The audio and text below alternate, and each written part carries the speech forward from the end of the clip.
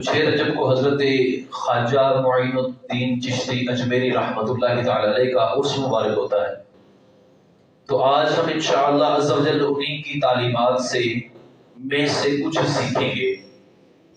ان کی تعلیمات سے پہلے میں تھوڑا سا آپ کا تعارف پیش کرنا چاہتا ہوں کہ حضرت خواجہ غریب نواز معین الدین اجمیری رحمۃ اللہ تعالی علیہ آپ نجیب الطرفین ہیں، یعنی کہ حسنی حسینی سید ہیں۔ دونوں طرف سے والد، آپ کے والد محترم کا نام تھا سید غیاث الدین رحمۃ اللہ تعالی علیہ، اور آپ کے والد محترم جو تھے وہ حسنی سید تھے، اور آپ کی والدہ جو تھی وہ حسینی سیدہ تھی۔ حسنی حسینی آپ سید تھے۔ آپ کی والد محترم انتقال کر گئے کہ جب آپ بچپن میں ہی تھے، اور آپ کا ایک باغ تھا جس کی رکھوالی کرتے تھے۔ علم دین کا شوق نہیں تھا، فرائض و واجبات جو شرعی طور پر لازم ہیں وہ ادا کرتے تھے، اور اپنے باغ کی رکھوالی کرتے، اس میں سے صدقہ و خیرات بھی کرتے۔ اپنے باغ کی تمام معاملات انہی کے پاس تھے۔ احباب ذکر، ایک مرتبہ ایک بزرگ یہاں سے گزر رہے تھے، ان کا نام تھا حضرت ابراہیم قندوزی رحمۃ اللہ تعالی علیہ۔ انہوں نے یہاں پر تھوڑا سا سٹے کیا، باغ میں رک گئے، چھاؤں میں بیٹھ گئے۔ تو حضرت خواجہ غریب نواز رحمۃ اللہ تعالی علیہ چونکہ بچے تھے، آپ کی عمر تقریباً اس واقعے کے وقت 15 سال کتابوں میں لکھی ہے۔ آپ نے پانی لیا اور بابا جی کو پیش کیا، اور اس کے بعد کچھ کھجوریں لائے اور وہ بھی بابا جی کے سامنے رکھی، پیش کی۔ تو بابا جی نے پانی نوش کیا، کھجوریں کھائیں، اور ایک کھجور اپنے منہ سے نکال کر دی، بیٹا تم بھی کھا لو۔ تو حضرت خواجہ غریب نواز رحمۃ اللہ تعالی علیہ نے وہ کھجور لی اور منہ میں ڈالی اور کھا لی۔ جو ہی یہ کھجور پیٹ کے اندر گئی تو آپ کا مائنڈ سیٹ تبدیل ہو گیا، آپ کی سوچ اور فکر تبدیل ہو گئی۔ آپ کو نبی کریم صلی اللہ تعالی وسلم کی ذات بابرکات سے بہت زیادہ عشق ہو گیا، آپ کا علم دین سیکھنے کا ذہن بن گیا۔ ایک کھجور جو کھائی اس کی برکت سے یہ معاملہ ہوا۔ حضرت ابراہیم قندوزی رحمۃ اللہ تعالی علیہ تو وہاں سے چلے گئے، لیکن حضرت خواجہ غریب نواز رحمۃ اللہ تعالی علیہ 15 سال کی عمر میں ہی علم دین کا شوق لیے اپنے باغ سے نکل پڑے، اور پھر علم دین سیکھا، فرائض و واجبات اور تمام جہانوں کے سردار صلی اللہ علیہ وسلم کی سنتوں پر عمل کرنا شروع کیا۔ سنتیں سیکھی اور سکھانا شروع کر دی، اور چلتے چلتے چلتے ایک وقت آیا کہ آپ کو علماء فقیہ حضرات نے آپ کو جو لقب دیا وہ لقب تھا معین الدین، دین کی مدد کرنے والا، دین کی ہیلپ کرنے والا۔ اور کیوں نہ ہو کہ حضرت خواجہ غریب نواز رحمت اللہ تعالی علیہ آپ کے ہاتھ پر لاکھوں لوگوں نے توبہ کی، آپ کے ہاتھ مبارک پر لاکھوں لوگوں نے اسلام قبول کیا۔ احباب وقار، حضرت خواجہ غریب نواز رحمۃ اللہ تعالی علیہ کا یہ جو واقعہ ہم نے سنا، اس سے ہمیں سیکھنے کو کیا ملتا ہے؟ سب سے پہلے تو اگر کوئی بزرگ مہمان ہمارے پاس آتے ہیں ان کا ادب و احترام کیا جائے۔ مہمان ایک تو رشتہ دار ہوتے ہیں، اور ایک مہمان ہوتے ہیں جن کو ہم نہیں جانتے۔ تو اگر ایسا مہمان بھی آ جائے تو اس کو بھی چائے پانی پوچھنا چاہیے، یہ سنت بھی ہے۔ احباب وقار، اس کے بعد سیکھنے کو یہ ملا کہ جو اللہ کے ولی ہیں، جو بزرگ ہیں، جو دین والے ہیں، ان کا جھوٹا کھائیں گے تو اس سے آپ کی بیماریاں ختم ہوں گی، آپ کو شفا ملے گی۔ اس جملے سے صرف یہ ذہن میں نہیں لے کے آنا کہ بیماری جو ہوتی ہے وہ یہ کہ جسم خراب ہو، اسی کو بیماری کہتے ہیں۔ جسم خراب ہونا، جسم کا ٹھنڈا ہونا، گرم ہونا، معدے کا کام نہ کرنا، یا اس طرح کے کئی عوارض جو جسم کو لاحق ہوتے ہیں، یہ جسمانی بیماریاں ہیں۔ اس کے علاوہ روحانی بیماریاں بھی ہوتی ہیں۔ روحانی بیماریوں میں سر فہرست ہے جو ہم نماز نہیں پڑھتے، بڑوں کا ادب و احترام نہیں کرتے، مہمان آتا ہے تو ہم منہ چڑھاتے ہیں، اور آج کے دور میں ان بیماریوں میں ایک یہ بھی ہے کہ مومن مسلمان جو ہے اس کا جھوٹا جو ہے وہ کھانے سے ہم کتراتے ہیں، ہمارا دل نہیں کرتا، ہم پسند نہیں کرتے، ہم کہتے ہیں یار نہیں یہ اچھی عادت نہیں ہے، لوگ بیٹھے ہوئے ہیں اپنا اپنا گلاس لیں اس میں پیئیں۔ احباب ذی وقار، جھوٹا جو ہوتا ہے اس کے بارے میں نبی کریم صلی اللہ علیہ وسلم کا ارشاد ہے کہ جھوٹے مومن کے جھوٹے میں شفا ہے، کافر کی بات نہیں ہے، غیر مسلم کی بات نہیں ہے، گستاخ بے ادب کی بات نہیں ہے، کیا فرمایا جو مومن ہے اس کے جھوٹے میں شفا ہوتی ہے۔ تو یہاں دیکھا جائے حضرت خواجہ غریب نواز رحمۃ اللہ تعالی علیہ، آپ کی تو دنیا ہی بدل گئی، اور پھر آپ نے دین کا اتنا کام کیا کہ آج تک آپ کا نام کتابوں میں موجود ہے اور قیامت تک رہے گا انشاءاللہ۔ احباب ذی وقار، آپ کی تعلیمات کی طرف چلتے ہیں۔ آپ کی کرامات کو دیکھا جائے بہت ایک بڑا وسیع باب ہے، بہت لمبی چوڑی تفصیل ہے آپ کی کرامات کے حوالے سے، لیکن کچھ تعلیمات کی طرف ہم چلتے ہیں۔ احباب ذی وقار، حضرت خواجہ غریب نواز رحمۃ اللہ تعالی علیہ ایک مرتبہ اپنے مرشد خانے سے ہو کر واپس جا رہے تھے، تو ایران کا جو صوبہ خراسان تھا اس کا ایک شہر تھا سبزہ ور، تو سبزہ ور میں پورے صوبے کا حاکم رہا کرتا تھا، اور اس حاکم کا نام بڑا خوبصورت تھا، یادگار محمد۔ حاکم کا نام کیا تھا جی؟ یادگار محمد۔ نام بڑا پیارا تھا لیکن افسوس کے ساتھ اس کے کام اچھے نہیں۔ صوبہ خراسان کا یہ جو حاکم تھا بہت ظالم تھا، لٹیرا تھا، ڈاکو تھا، لوگوں کے حقوق سلب کر لیتا تھا، جیسا کہ شاید آج کل چل رہا ہے شاید ایسا ہی ہو یا اس سے بھی بڑا ڈاکو۔ اور اس میں ایک اور اس سے بھی خطرناک اور بری عادت تھی، وہ یہ تھی کہ وہ 3 صحابہ اکرام علیہم الرضوان سے معاذ اللہ نفرت کرتا تھا۔ ان 3 صحابہ اکرام علیہم الرضوان میں سب سے پہلے سیدنا صدیق اکبر رضی اللہ تعالیٰ عنہ، دوسرے نمبر پر سیدنا عمر فاروق رضی اللہ تعالیٰ عنہ، اور تیسرے نمبر پر سیدنا عثمان غنی رضی اللہ تعالیٰ عنہ۔ اور اس کی نفرت کی انتہا کیا تھی کہ جس شخص کا نام ان تینوں میں سے کوئی ایک بھی ہوتا نا، اس کا سارا مال ضبط کر لیتا اور اس کو سخت ترین سزا دیتا، حتیٰ کہ بسا اوقات ان کے اعضاء بھی کاٹ دیتا، ان کو فقیر بنا دیتا، اور اعلان کر دیتا کہ جو بندہ اس کے ساتھ تعلق رکھے گا اس کا بھی یہی حال کیا جائے گا۔ یہ خراسان کی بات کر رہا ہوں۔ حاکم کا نام یادگار محمد تھا، وہ اتنا ظالم شخص تھا۔ احباب ذی وقار، عیاش بھی بہت تھا یہ، اس نے بہت بڑا محل بنوایا ہوا تھا، سبزہ ور شہر میں اس کا محل موجود تھا، اور جب یہ فریش ہونا چاہتا، عیاشی کرنا چاہتا، تو باہر ایک باغ میں چلا جاتا۔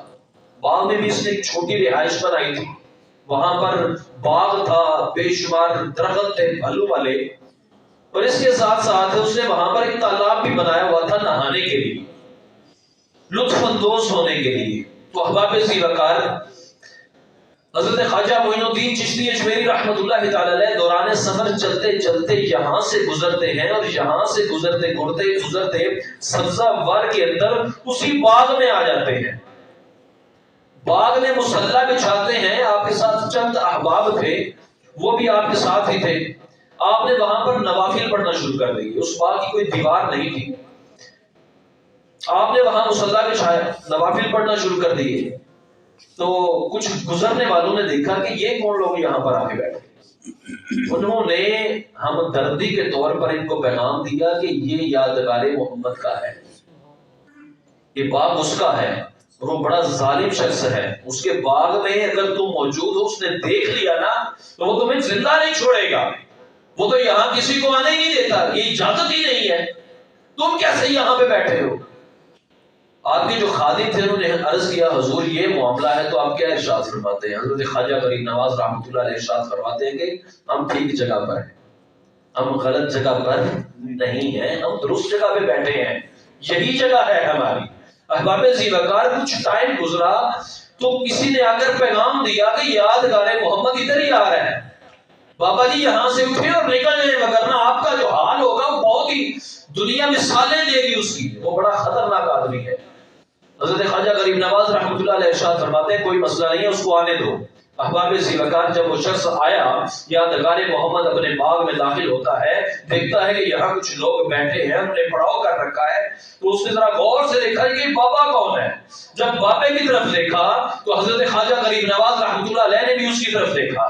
جب دیکھا وہ ادھر سے دیکھ رہا ہے اور خواجہ صاحب ادھر سے اس کی طرف دیکھ رہے ہیں، چند لمحات کی یہ ٹکٹکی باندھ کر ایک دوسرے کو دیکھنا، ثابت کیا ہوا احباب ذیوقار؟ اس دیکھنے کا نتیجہ کیا نکلا کہ یادگار محمد وہی گرا بے ہوش ہو گیا۔ حضرت خواجہ غریب نواز رحمۃ اللہ تعالی علیہ اٹھے، اپنے مصلی سے اٹھتے ہیں اور اس کے پاس جا کر بیٹھ جاتے ہیں، اس کا سر اٹھاتے ہیں، اپنی گود میں رکھ لیتے ہیں اور پانی منگواتے ہیں، اس کے چہرے پہ تھوڑا سا چھڑکتے ہیں، کہتے ہیں اتنا پیارا نام ہے تیرا، اور تو کدھر گھوم رہا ہے، تو کیا کر رہا ہے، تو کن چکروں میں پڑا ہوا ہے، چل اٹھ، میں تجھے اٹھانے آیا ہوں، میں تجھے ہوش دلانے آیا ہوں کہ تو پہلے بے ہوش تھا، آج ہوش میں آئے گا۔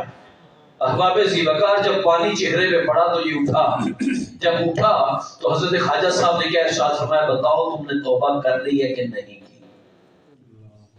فوراً اس نے جواب دیا، حضور میں نے توبہ کر لی ہے، آپ میرے لیے دعا کریں کہ اللہ مجھے معاف کر دے۔ آپ نے ارشاد میں جو توبہ میں پوچھ رہا ہوں وہ توبہ کی ہے کہ نہیں؟ یعنی میں یہاں آیا بیٹھا تیری اجازت کے بغیر اور تو نے میری طرف دیکھا، یہ والا معاملہ کوئی معاملہ ہی نہیں ہے۔ میری مراد ہے صحابہ کرام علیہم رضوان کی توحید، ان کے متعلق جو تیرا عقیدہ ہے، جو تیرا ذہن ہے، اس سے توبہ کی ہے کہ نہیں؟ اس نے کہا میں نے توبہ کر لی۔ احباب ذیوقار آپ نے اس کو سامنے بٹھایا، اس نے کہا حضور مجھے معاف کر دیجئے، میں اللہ سے بھی معافی مانگتا ہوں، میں اپنا ذہن تبدیل کر چکا ہوں، میں توبہ کر چکا ہوں اپنے اس عقیدے سے، حضور میں آپ کا مرید بننا چاہتا ہوں۔ احباب ذیوقار آپ نے اسے اپنی بیعت میں لے لیا اور اس کے بعد ارشاد میں اب تیرا کیا ارادہ ہے؟ وہ کہتا ہے کہ میں اپنے بچوں کے نام بھی ابو بکر، عمر اور عثمان رکھوں گا، جتنے بھی لوگوں کو میں نے سزائیں دی ہیں میں ان کو کچھ نہ کچھ بدل دوں گا، کچھ نہ کچھ بدلا دوں گا، کچھ نہ کچھ اماؤنٹ مکان کی صورت میں، کپڑوں کی صورت میں میں ان کو راضی کروں گا۔ صرف یہی نہیں، میں نے جن جن لوگوں کا مال کھایا ہے ان سب کو واپس لوٹاؤں گا، جو ناجائز ٹیکس لگائے ہیں وہ وعدہ کیا کرتا ہے کہ میں وہ بھی لوگوں کو واپس کروں گا۔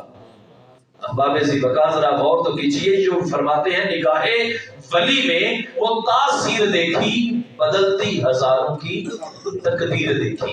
حضرت خواجہ غریب نواز رحمۃ اللہ تعالی علیہ کے دیکھنے سے ہی اس شخص کی زندگی بدل جاتی ہے۔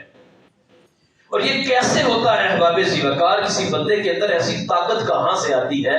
یہ آتی ہے سب سے پہلے فرائض مکمل کرنے سے، اس کے بعد نوافل کی کثرت کرنے سے، سنتوں پر عمل کرنے کی وجہ سے ایسا ہوتا ہے۔ لیکن آج کے دور میں 2023-24 میں اگر ہم دیکھتے ہیں تو ہمیں دیکھنے کو کیا ملتا ہے کہ یہاں پر صرف اقتدار کی خاطر آج کے دور میں لوگوں نے ایسی ایسی باتیں کر دی کہ لوگوں کو علماء سے اور علم دین سے دور کر کے رکھ دیا۔ آج کے دور میں حضرت خواجہ غریب نواز رحمۃ اللہ علیہ کی تعلیمات میں سے یہ بھی ہے کہ آپ فرماتے ہیں ایک مرتبہ کچھ لوگ میرے پاس آئے اور آ کر کہنے لگے حضور ایک شخص کا جنازہ ہم نے پڑھا ہے اور اس کو ہم دفن کر رہے ہیں، جب دفن کرتے ہیں تو جو ہی اس کا منہ قبلہ کی طرف کرتے ہیں تو اس کا منہ پھر مخالف قبلہ جانب ہو جاتا ہے، ہم پھر ادھر کرتے ہیں پھر مڑ جاتا ہے، پھر ادھر کرتے ہیں پھر مڑ جاتا ہے۔ حضور کئی بار کر چکے ہیں، ہم نے پیچھے پتھر رکھ کے اس کو روکنے کی بھی کوشش کی، مٹی اور پتھر رکھا کہ اس کا چہرہ واپس نہ مڑے، حضور وہ تو ادھر ہی ہے، خانہ کعبہ کی طرف نہیں جا رہا، وہ تو مخالف سائڈ پہ جاتا ہے۔ آپ نے فرمایا جاؤ جا کر بسم اللہ شریف پڑھ کے کوشش کرو۔ احباب ذیوقار لوگ گئے، جا کر انہوں نے جب یہ کوشش کی بسم اللہ الرحمن الرحیم پڑھ کے یوں کیا تو غیبی آواز وہاں پر ایک نمودار ہوئی، لوگوں نے وہ آواز سنی کہ سنو جو بھی علم والوں کی بے ادبی کرے گا اس کا خانہ کعبہ کی طرف چہرہ کبھی بھی نہیں ہوگا. غور تو کیجیے. آج کے دور میں کیا کچھ ہو رہا ہے, ہم سوشل میڈیا یوز کر رہے ہیں, اس میں علماء کی بے ادبیاں ہو رہی ہیں, علماء کی توہین پہ توہین کی جا رہی ہے, اور کچھ خاص قسم کی کچھ سیاسی پارٹیاں ایسی ہیں جن کا مقصد ہی صرف یہی ہے کہ داڑھی والے اور علم والے اور پڑھے لکھے لوگوں پر کیچڑ اچھالنا. احباب ذی وقار, حضرت خواجہ غریب نواز رحمۃ اللہ علیہ کی ہم چھٹی مناتے ہیں, ہم ان کا عرس بھی مناتے ہیں, ہم ان کی تعلیمات پر اگر عمل نہیں کرتے تو پھر حضرت خواجہ صاحب سے ہمارا کوئی کیا تعلق ہوگا؟ لہٰذا ہم میں سے جو بھی ایسا شخص ہے اگر وہ علماء کے متعلق اپنا ذہن صاف نہیں رکھتا تو وہ توبہ کر لے, کیونکہ اگر اس کا سر کسی نے طاقت اور زور کے ساتھ ادھر کر بھی دیا نا تو اخروی معاملات بڑے خطرناک ہیں. احباب ذی وقار, حضرت خواجہ غریب نواز رحمۃ اللہ تعالی علیہ کی تعلیمات میں سے مزید ایک چیز یہ ہے کہ آپ فرماتے ہیں ایک مرتبہ میں سفر میں تھا اور میرے ساتھ خراسان کے عالم دین حضرت خواجہ اجل شیرازی, نام کیا ہے, حضرت خواجہ اجل شیرازی رحمۃ اللہ تعالی علیہ میرے ساتھ تھے, اور دوران سفر ہم ایک جگہ پر رکے. نماز عصر کا وقت تھا. نماز عصر کے وقت ہم نے جب وضو کیا نا تو وضو میں حضرت خواجہ اجل نے انگلی کا خلال نہیں کیا. سنت ہے خلال کرنا دوران وضو. جب خلال رہ گیا نا تو اسی وقت ان کو غیب سے آواز آئی. کہتے ہیں ہم دو وضوگاہ پر بیٹھے ہوئے تھے, دو ہی بندے تھے, تو آواز کیا آئی کہ اے اجل تم دعویٰ کرتے ہو کہ میں محمد مصطفیٰ صلی اللہ علیہ وسلم سے محبت کرتا ہوں اور ان کی سنت کو بھی چھوڑ رہے ہیں. حضرت اجل شیرازی نے اسی وقت کیا کہا, اللہ کی قسم آج کے بعد میں اپنے آقا علیہ السلام کی ایک بھی سنت کو نہیں چھوڑوں. احباب ذی وقار, آج میرا کیا حال ہے, ہمارا کیا حال ہے, ہم کتنی سنتوں پر عمل کرتے ہیں. اگر ہم دیکھیں تو ہم میں سے کہیں کو غسل کے فرائض نہیں آتے ہوں گے, ہم علم والوں کے پاس بیٹھتے ہی نہیں ہے, بہت گیپ آ گیا ہے, ہمیں ڈر لگتا ہے کسی عالم دین کے پاس بیٹھنے سے. پتہ نہیں کون سی ایسی طاقت آ گئی ہے, شاید یہ سوشل میڈیا ہے جس نے دور کر دیا, جس نے یہ بتا دیا, ہمارے ذہنوں میں ڈال دیا کہ یہ تو شاید پتہ نہیں کس صدی کے لوگ ہیں, یہ تو پتہ نہیں پرانا ذہن رکھتے ہیں جو داڑھی والے ہیں. تو گیپ ایک آ چکا ہے, اس گیپ کو ختم کیجیے, علماء کے پاس بیٹھیے, سیکھیے. گھروں میں ہمارے کپڑے پاک کرنے کا طریقہ سب کو نہیں پتا, اگر اس کو بیان کیا جائے, اس کو سنا جائے تو شاید ہم میں سے کئی لوگ کہیں گے ہاں یار واقعی ساڈے گھر کے کپڑے سارے پلیت ہو جاتے ہیں. بچوں کے کپڑے اور بڑوں کے جب مکس کر کے دھوئیں گے تو بچوں کے کپڑے ایک ساتھ ناپاک ہوتے ہیں, تو سارے کے سارے مشین میں ڈالے جاتے ہیں, سارے کے سارے ناپاک ہو گئے. اگر اب وہ حاجی صاحب پہن کر, کوئی قاری صاحب پہن کر, یا کوئی بڑا اپنے آپ کو جو سمجھتا ہے وہ حج اور عمرہ کرنے چلا جائے, وہ نماز جمعہ پڑھنے آ جائے, جب لباس ہی ناپاک ہے, ذرا غور کیجیے اس کی کیا نماز قبول ہوگی, اس میں کیا روحانیت آئے گی.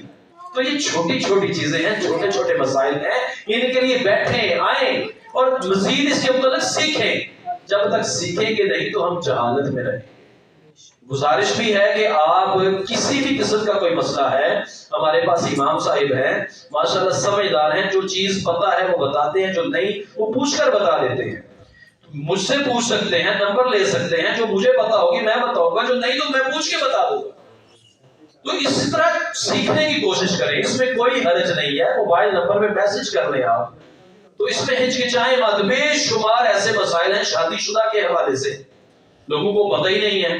شادی شدہ کی عمر اتنی زیادہ ہو جاتی ہے, ایک بندے سے ایک دن ملاقات ہوئی تو اس کے 3-4 بچے بھی تھے, اس کو غسل کا پتہ ہی نہیں کہ غسل ہوتا کیا ہے, کرنا بھی ہے کہ نہیں کرنا, کیسے کرنا, بس نہ لیا بات ٹھیک ہوگی, بس کل ختم. تو احباب ذی وقار, اگر ہمارا یہی حال ہوا نا تو کل قیامت کے دن جب سوالات ہم سے ہوں گے تو اس وقت ہمارا کیا ہوگا. جب ایک بھی نماز قبول, جو ہم پڑھ لیتے ہیں, کچھ ہم میں سے صرف جمعہ پڑھتے ہیں, تو جو صرف جمعہ پڑھنے آتے ہیں اس کا جمعہ بھی اگر قبول نہیں ہے تو ذرا غور کیجیے. اگر کبھی کسی نے عمرے کی کہا جی تم عمرہ کرو میں خرچہ دیتا ہوں, یا عمرہ اس نے خود کر لیا, تو ان صورتوں میں مسجد حرام میں گیا, ایک ایک قدم پر یا ایک نیکی کے بدلے اس کو ملتی ہے 1 لاکھ نیکی. اور روایات میں آتا ہے جو وہاں پہ گناہ کرے گا نا تو گناہ بھی ضرب 1 لاکھ ہی ہوگا. وہاں پہ یہ نہیں ہے کہ صرف نیکیوں کی آفر ہے اور گناہ کی نہیں ہے, تو اگر جو پلید اور نجس جائے مسجد حرام میں جا رہا ہے جس میں غسل فرض ہے وہاں جا کر قرآن کو چھو رہا ہے اس کو تو ہر لمحہ گناہ گناہ گناہ گناہ اور نیکی والا جو کارڈ ہے وہ سارے کا سارا زیرو پہ رہے. اللہ تعالیٰ عز و جل ہمیں سیکھنے کی پھر عمل کرنے کی توفیق عطا فرمائے. آمین.